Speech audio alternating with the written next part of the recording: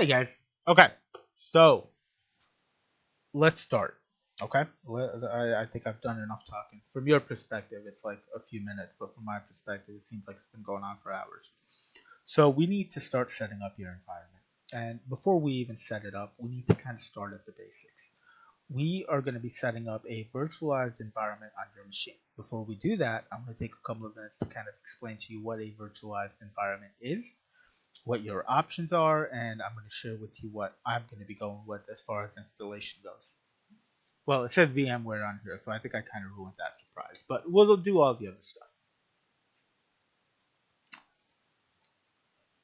So, what is virtualization? It is the process of creating a software based or virtual representation of something. So, what in plain English, what that means is you say you're running a Windows box, okay?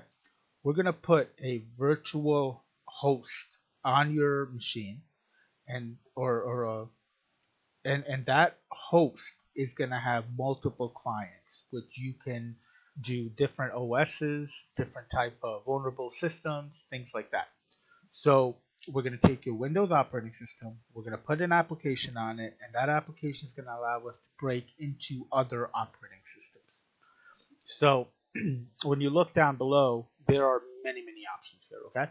You have VMware and you have VirtualBox, VBox. These two are probably the biggest players in the market right now.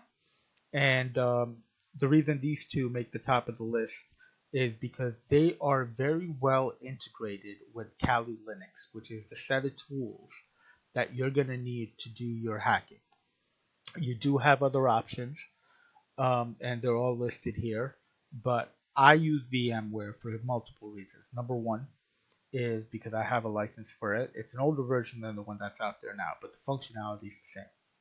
Number two, for you, VMware actually gives a 60-day free trial to their product, full functionality. So you can definitely download that, and if it works for you, then purchase it long run, right? And number three is, as I mentioned, it is integrated with Kali Linux. Kali Linux is one of the ISO files that we're going to load up. So if you use one of the other VM machine types, then you're going to have to load up Kali Linux and tell it what kind of operating system it is and how you want to configure it by detail. Whereas if you do VMware, you simply download the right ISO file, you load it up. So you're not creating a new one, you're loading one up as if it's already existed. So it makes the work a lot easier. So again, from my perspective, I'm going to be using VMware, but you are more than free to use whatever you want. And now, I'm sure you want to get your hands a little dirty, so we're going to do our first demo, and that is going to be the quick installation process for VMware.